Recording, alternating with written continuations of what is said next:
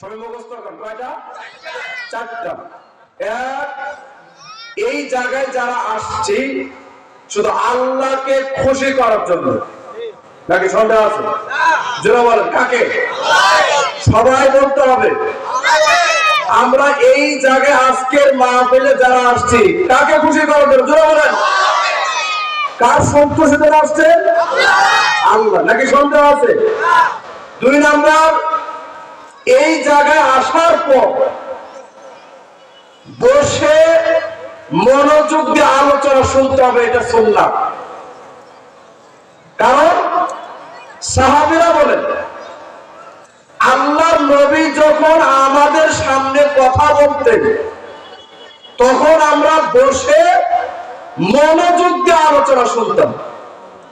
এমন মনোযোগ, এত মনোযোগ দিয়ে আলোচনা শুনতে হবে আপনার মাথার উপরে, ঘাড়ের উপরে পাখি বসে আছে বা বসে থাকবে বা বসে থাকতে পারে, পাখি যেন মনে করে যেটা মূর্তি পাথর উপরে বসে আছে। আমি বুঝতে পারিনি, এমন ফ্রিজ হয়ে পাথর হয়ে বসে থাকবে। সাহাবী তারা বলছেন আল্লাহর নবী কথা বললে আমরা বসে মনোযোগ দিয়ে আলোচনা শুনতাম। সুবহানাল্লাহ বলেন। তাহলে যারা দৌড়াদৌড়ি করতেছেন, হাঁটাচলা করতেছেন, দাঁড়িয়ে আছেন, বলেন তো তাদের মনোযোগ আছে? এই জায়গায় মনোযোগ দিয়ে আলোচনা শুনতে হবে। বাদাম খাওয়া, ভুটকালে খাওয়া, গল্প গুজব করা, এদিক সেদিক তাকানোর কোনো সুযোগ নেই। তিন, এই জায়গায় যারা আসছেন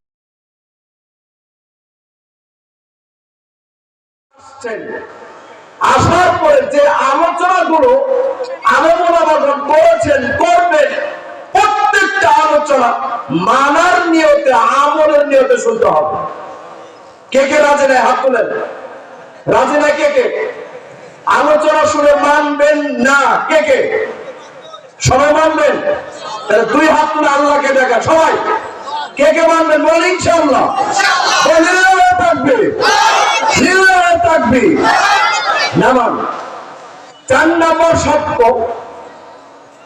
এই মাহফিল শেষে একটা বৈঠক ভাঙার দোয়া হবে, ঠিক না?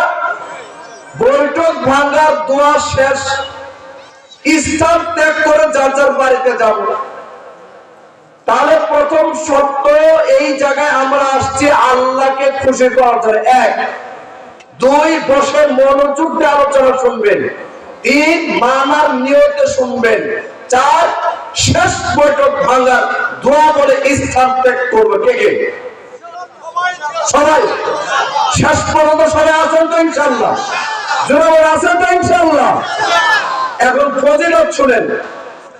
এই 4টা শর্ত যদি আপনি পূরণ করে আজকের এই মাহফিলকে মূল্যায়ন করতে পারেন, আল্লাহর নবী বলছে যে যার যার ঘরে, যার যার বাড়িতে প্রবেশ করার আগেই আপনার আমার অতীত জীবনের সমস্ত গুনাহ আল্লাহ মাফ করে দিবেন।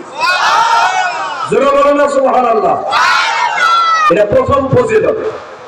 2 নম্বর ফজিলত, যেই পাপগুলো, যেই গুনাহগুলো আল্লাহ আপনাকে আমাকে মাফ করে দিয়ে, ক্ষমা করে দিয়ে ঘরে প্রবেশ করানো, প্রত্যেকটা পাপ গুনাহ আল্লাহ বলছেন আমি নেকিতে, সওয়াবে পরিণত করে দিব।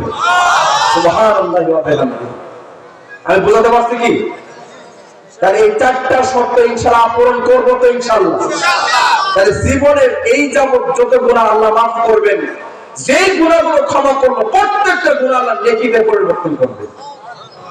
এই জন্য আমি অনুরোধ করছি, যারা দাঁড়িয়ে আছেন কেউ দাঁড়িয়ে থাকতে পারবেন না, কেউ না।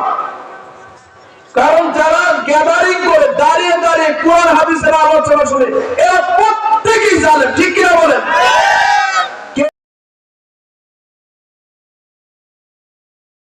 কেউ দাঁড়িয়ে থাকতে পারবেন না, কথা বলতে পারবেন না, মনোযোগ এদিক দিবেন। কথা বুঝতে পারছেন? 2 নম্বর সহিহ বুখারীর হাদিস, রাসূলুল্লাহ সাল্লাল্লাহু আলাইহি ওয়াসাল্লাম বলেন গুদওয়াতুন ফি সাবিলিল্লাহ আফরাহাতুন খায়রুম মিনাদ দুনিয়া ওয়া মা ফিহা, যদি কোন আদম সন্তান সকাল অথবা সন্ধ্যায়, যদি কোন আদম সন্তান নারী পুরুষ যাই হোক সকাল সন্ধ্যায় যদি কিছু সময় ব্যয় করেন আল্লাহর জন্য, কার জন্য? এই যে মাগরিব থেকে রাত গভীর পর্যন্ত সময়টা ব্যয় করছি কার জন্য? চিল্লায় বলেন কার জন্য? আল্লাহর জন্য। আল্লাহর নবী বলছে সারা পৃথিবী এবং পৃথিবীর ভিতরে যা কিছু আছে সারা পৃথিবীর সবকিছু বিক্রি করে যত সম্পদ টাকা হবে আল্লাহর জন্য সকাল সন্ধ্যায় 1 ঘন্টা 2 ঘন্টা 5 মিনিট সময় ব্যয় করে তার চেয়ে বেশি মূল্য হবে। হাদিসটা বুখারী। সারা পৃথিবীর সবকিছু বিক্রি করো, আজকে রাতে যারা সময় ব্যয় করছেন এই সময়টা তার চেয়ে বেশি মূল্য হবে। সুবহানাল্লাহ। 3 নম্বর হাদিস আদাবুল মুফরাদ 596 নম্বর হাদিস। রাসূলুল্লাহ সাল্লাল্লাহু আলাইহি ওয়াসাল্লাম বলেন বিচারের মাঠে যদি কোন আদম সন্তান হোক নারী হোক পুরুষ, যদি কোন আদম সন্তানের একটা, কয়টা বলেন? একটা সওয়াব, একটা নেকি, একটা আমলের সালে যদি বিচারের মাঠে সেদিন যদি কারো টিকসই হয়, টিকে যায়, কবুল হয় মাত্র একটা আমলের সালে। কয়টা?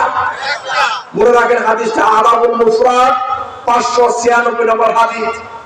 একটা আমলের সালে একটা সওয়াব, একটা নেকি যদি বিচারের মাঠে আপনার আমার সেদিন টিকে যায়, কবুল হয়, আল্লাহ বলছেন এই একটা আমলের সালের ওসিলায়, একটা নেকি সৎ আমলের ওসিলায় আমি আল্লাহ তাকে মাফ করে জান্নাতে প্রবেশ করাবো। চিন্তা করছেন? তাহলে এই জায়গায় আমরা যারা আসছি অবশ্যই লোকসান না লাভ।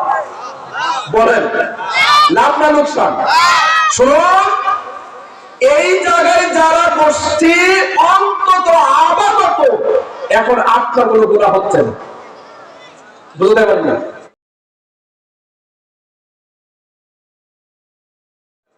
এখন কি কোনো গুনাহ হচ্ছে?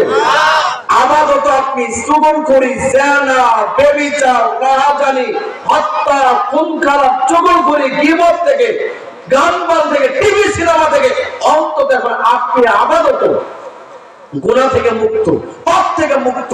এখন আপাতত আপনার পাপ হচ্ছে না, বরং আপনার আমলনামায় শুধু নেকি লেখা হচ্ছে।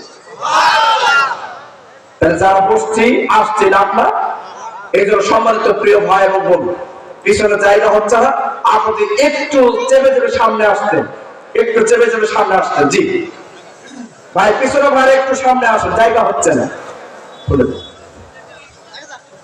তাহলে একটু নীরবে শুধু। তাহলে আমি সেই কথাটা বললাম, একটা নেকি আজকে এখানে হলেও হবে ইনশাআল্লাহ। কি বলেন? একটা না একটা নেকি হলো আজকে আপনার হবে, কারণ অন্তত আপনি দুনিয়াবি পাপ থেকে এখন আপাতত মুক্ত। জোরে বলেন আলহামদুলিল্লাহ। সবাই জোরে বলেন আলহামদুলিল্লাহ। কারণ এই সময় অনেক মানুষ এখনো সিনেমার সামনে, ঠিক কিনা বলেন? সিনেমার হলে, টিভির সামনে এখনো অনেক মানুষ যারা রাস্তায় পতিতালয় নারী পুরুষ এখনো ব্যস্ত, ঠিক না? এই সময় অনেক মানুষ এখনো হাসপাতালে বিছানায় শুয়ে আছে। পৃথিবীর এত কিছু ফারাক করে আপনাকে কোরআনের জালসায় মাজলিসে বসার সুযোগ করে দিয়েছেন কে?